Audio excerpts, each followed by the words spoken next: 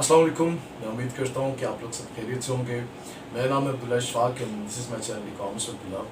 सो आज की वीडियो मैं बहुत ही अर्जेंसी में बना रहा हूँ, जिसके अंदर मैं कुछ टॉपिक्स के ऊपर बात करूँगा। और इस वीडियो के अंदर मैं बात करने लगा हूँ SIV के ऊपर, सेलर आइडेंटिटी वेरिफिकेशन के ऊपर। आप जब अमेजोन अकाउंट साइन अप करते हैं तो आपका अकाउंट क्यों डीएक्टिवेट हो जाता है, ये क्या रीजंस है जिसकी वजह से वो डीएक्टिवेट हो जाता है, सस्पेंशन की क्या रीजंस हैं और उससे बचा कैसे जा सकता है।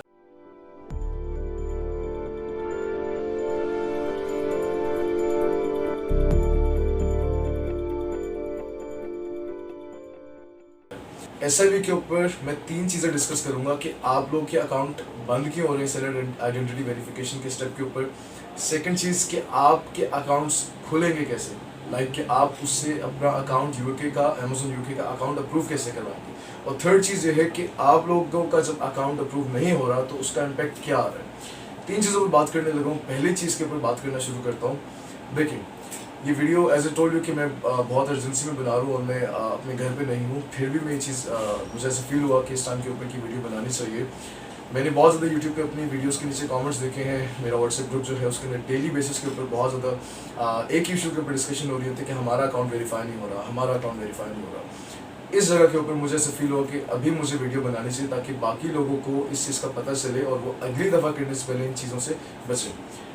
अब मैं वीडियो के ऊपर आता हूँ कि SIV इशू होता क्या है। जब आप अमेजोन अकाउंट साइन अप करते हैं तो देखें 2 डिटेल्स आपको दी जाती हैं। First one is business details और सेकंड क्या होती हैं आपकी रेजिडेंशियल डिटेल्स। पहले तो अपने इस मिसकंसेप्शन को दूर करें कि आप दोनों जगहों के ऊपर अपनी यूके के ही एड्रेसेस डालेंगे, ऐसा नहीं है। जिस ज़माने के अंदर पाकिस्तान अप्रूवल लिस्ट के अंदर नहीं था, जब अमेजोन उसको अप्रूवल लिस्ट के अंदर नहीं रखता था पाकिस्तान को, तो उस टाइम के ऊपर मई 2021 के अंदर I guess Pakistan approval list में आया था। उस ज़माने से पहले हम लोग बाहर के लोगों के क्रेडेंशियल्स यूज़ करके, अपने किसी मामू चाचू ताया के क्रेडेंशियल्स यूज़ करके अकाउंट बनाते थे, बिकॉज उनके पास बैंक स्टेटमेंट्स भी होती थी अपनी, उनके पास रेजिडेंशियल जिसको कहते हैं यूटिलिटी बिल्स भी होते थे, तो उनके लिए कोई इशू नहीं होता था। हम उनके अकाउंट्स के ऊपर, उनके नाम के ऊपर अपने अकाउंट्स खोल के पाकिस्तान से VPS के थ्रू एक्सेस करते थे।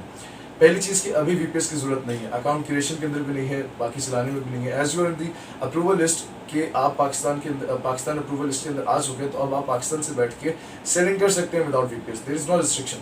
अब बात यहाँ पर आती है कि अब जब लोग पाकिस्तानी डिटेल्स यूज़ करना शुरू करते हैं तो वो क्यों आगे नहीं जा रहे, उसके पीछे रीजंस क्या हैं और आगे जाके प्रोसीड करते वक्त उनके अकाउंट्स डीएक्टिवेटेड इवन क्यों हो जाते हैं। अच्छा, पहली चीज़ कि मैंने अपनी इससे रिसेंट वीडियो के अंदर हाईगस 2-3 वीडियोस छोड़ के मैंने अपलोड की थी SIV के ऊपर। स्पेशली एक सीरीज़ मैंने LTD क्रिएशन की रखी जिसमें 7th वीडियो थी हाईगस, जिसके अंदर मैंने बताया था कि आपने ये डॉक्यूमेंट जो है ये आपने अमेजोन को देना और वो आपको वेरीफाई कर देंगे। 2 दिन लें, 3 दिन लें, 4 दिन लें, लेकिन वो प्रॉपर्ली उसको आपने स्कैन करवा के सबमिट करवाना है, वो आपको वेरीफाई कर देंगे। उसके अंदर मैंने बैंक का जिक्र किया था, मेज़ान का।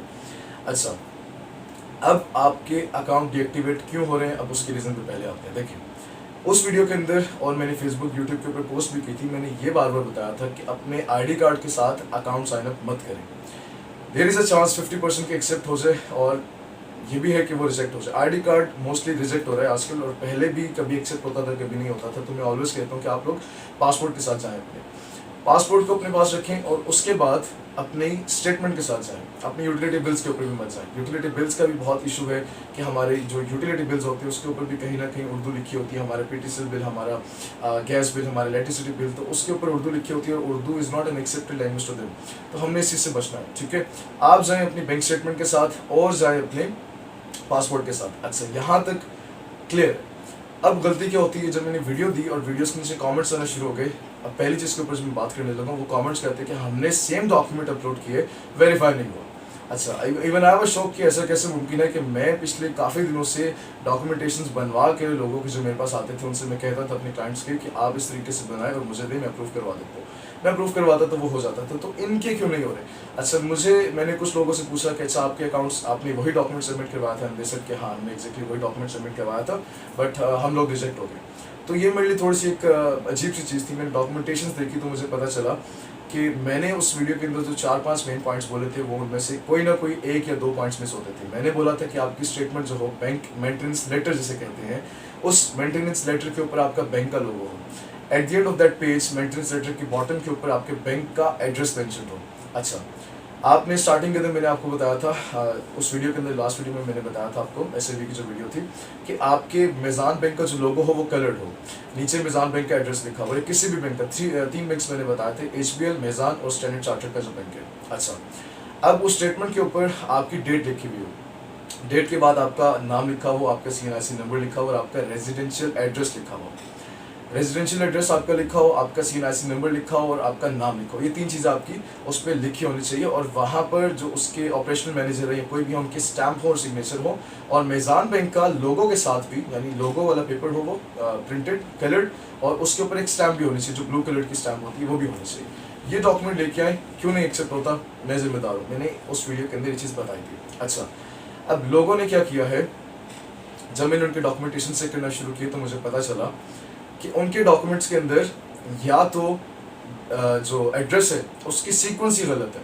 सीक्वेंस ही गलत है। मैंने बड़ा प्रॉपर्ली मेंशन किया था कि आपने एड्रेस के अंदर अपना पोस्टल कोड एग्जैक्ट मैच करके लिखना, जो आपका पोस्टल कोड है आपने पोस्टल कोड मैच करना है जो आपने अमेजोन को दिया है। उन्होंने, किसी ने पोस्टल कोड ही नहीं लिखवाया हुआ, किसी की सीक्वेंस गलत है, किसी ने रिपीटेशंस की हुई, किसी ने इस्लामाबाद, रावलपिंडी, लाहौर, कराची दो तीन दफ़ा लिखवाया और अमेजोन को उन्होंने एक दफ़ा दिया। मैं बार बार कह के थक गया कि ये आर्टिफिशियल इंटेलिजेंस चेक करता है, एआई चेक करता है, कोई ह्यूमन नहीं चेक करता। आप अपलोड करेंगे 2-4 मिनट के बाद वो रिजेक्ट हो जाएगा, उसी टाइम पे रिजेक्ट हो जाएगा, क्योंकि एआई चेक कर रहा है इसको, वो चेक कर रहा है कि आइदर जो उसने इन्फॉर्मेशन पुट इन की है वो मैच भी हो रही है इसकी डॉक्यूमेंटेशन से कि नहीं हो रही। अच्छा चल, एक ये मिस्टेक मैंने मान ली कि लोगों ने एड्रेस की मिस्टेक की। सेकंड मिस्टेक जो बहुत बड़ी कह रहे थे वो ये कह रहे थे कि उन्होंने पेपर ला कर उन लोगों ने स्कैन नहीं प्रॉपर्ली की। जब मैं बार बार कह के थक गया कि आपने 600 DPI के अंदर स्कैन करना है, उसी डॉक्यूमेंट पर आपने दिन अपलोड करना है। DPI is unit of scan form, आपको उसको स्कैन फॉर्म में ला कर ही अपलोड करना है, लोगों ने वो भी नहीं किया। फिर इसके अलावा जो मेन इशू आया वही आया कि मैंने एग्जैक्ट मेंशन किया उस वीडियो के अंदर, मैं उस वीडियो की बातें कुछ रिपीट कर रहा हूँ दोबारा, मेंशन किया कि लेट से कि आप 20 तारीख को अपलोड कर रहे हैं या 20 तारीख का आपका डॉक्यूमेंट है, आप आज बैंक गए तो आज ही आपने उसको अपलोड करना है, जिस दिन अपलोड करना है वो डॉक्यूमेंट आपके पास उसी दिन का होना चाहिए।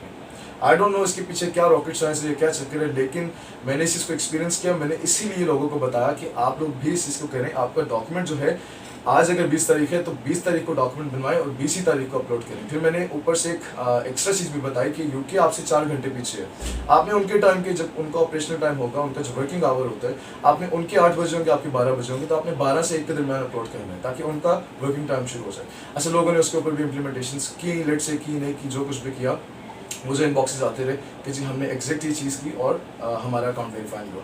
तो जो मेजर मिस्टेक्स वो कर रहे थे, या तो एड्रेसिंग का प्रॉपर नहीं है, अमेजोन को कुछ और एड्रेस दिया और बैंक स्टेटमेंट पे कुछ और एड्रेस देते हैं और वहाँ पर आके वो लोग कहते हैं कि हमारा एड्रेस वेरीफाई नहीं हुआ। तो फिर आपकी गलती है कि आपने वीडियो के अंदर ये बताया था। तो मुझे बड़ी अजीब चीज़ लगती है। ऑब्वियसली वो मुझे स्ट्रेट फॉरवर्ड ये तो नहीं कहते आपकी गलती, but the way they presented तो मुझे बड़ा अजीब लगता है।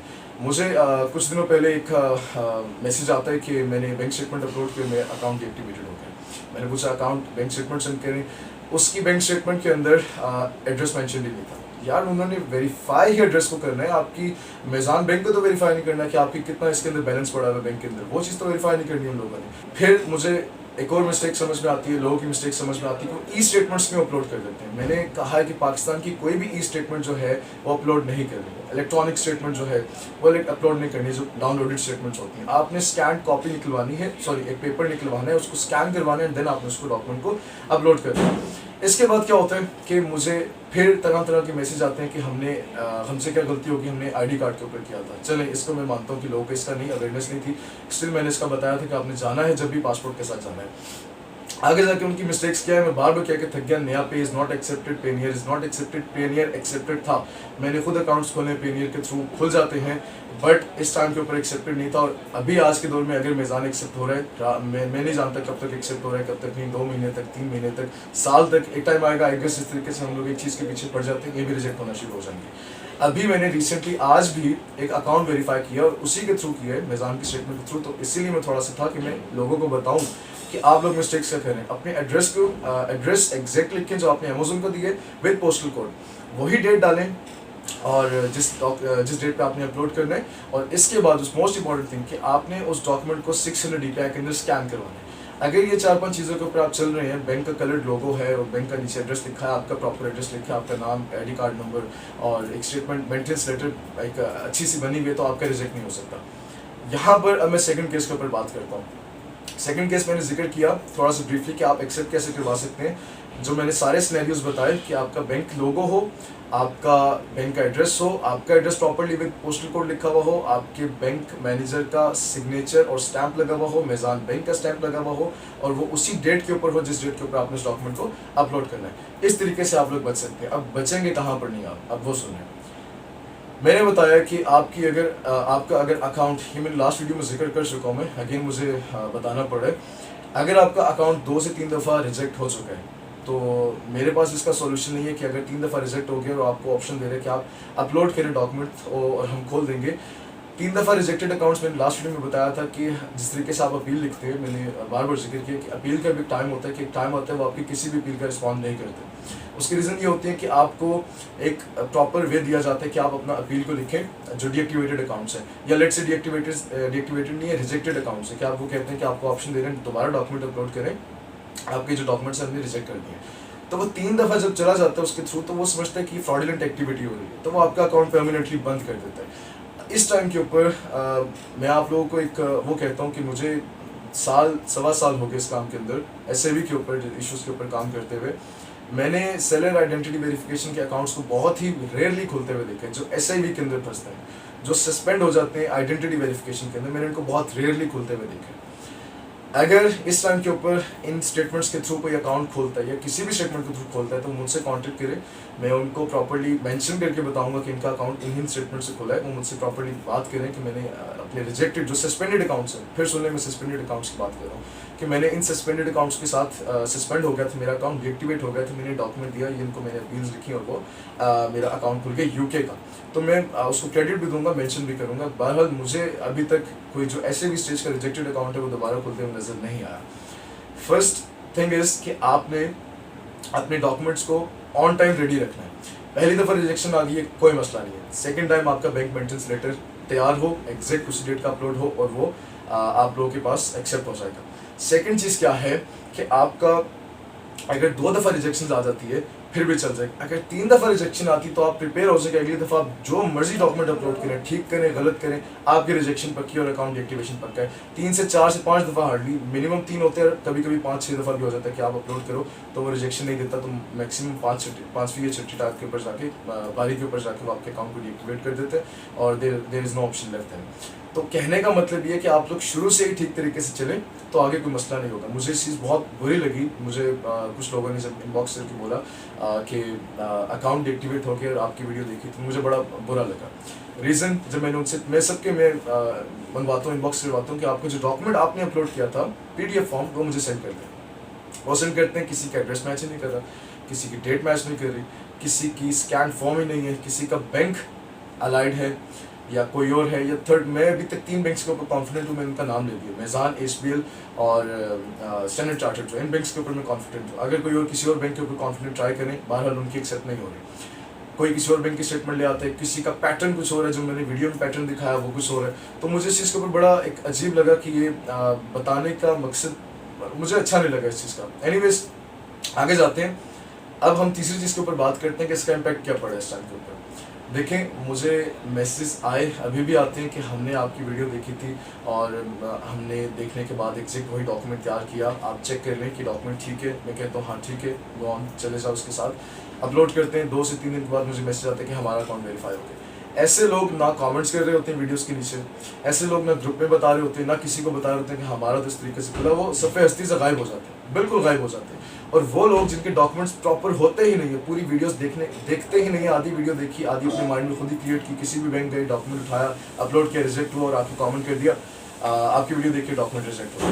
तो वो लोग बैड इम्पैक्ट क्रिएट करें बाकियों के लिए, उनको एक फेयर में डाल रहे हैं कि अमेज़न यूके जो रिजेक्ट करे। मैं कुछ दिन पहले मैंने ये भी सुनने को मिला मुझे कि अकाउंट्स जो डीएक्टिवेट होंगे, अभी आपको यूके साइन अप करने का ऑप्शन नहीं देगा। अगर आपके डॉक्यूमेंट्स ठीक है, वैलिड है, विद पासपोर्ट और डॉक्यूमेंटेशन आपकी एग्जैक्ट है, आपका एक्सेप्टेंस होगी होगी। लोग मिस्टेक क्या कर रहे हैं, रेजिडेंशियल एड्रेस और बिजनेस एड्रेस को सेम कर देते हैं, फिर बाद में जाकर उनके पास यूके का या किसी भी कंट्री का उनके पास बिल होता है नहीं या बैंक स्टेटमेंट ही नहीं होती, वो टेम्परिंग और एडिटिव लगे होते हैं। मैं बार बार कह के थक गया हूँ कि टेम्परिंग से बचें, टेम्परिंग से बचें। एक लेज़र स्कैनिंग की देर और एक आप अभी अपलोड करें, एआई एक लेज़र स्कैन करेगा, 2 से 3 मिनट के बाद आपको मेल आएगी, your account has been suspended, जो documents have not been verified, और उसके बाद आपका अकाउंट बंद कर दिया जाएगा। आप टेस्ट करके देख लें।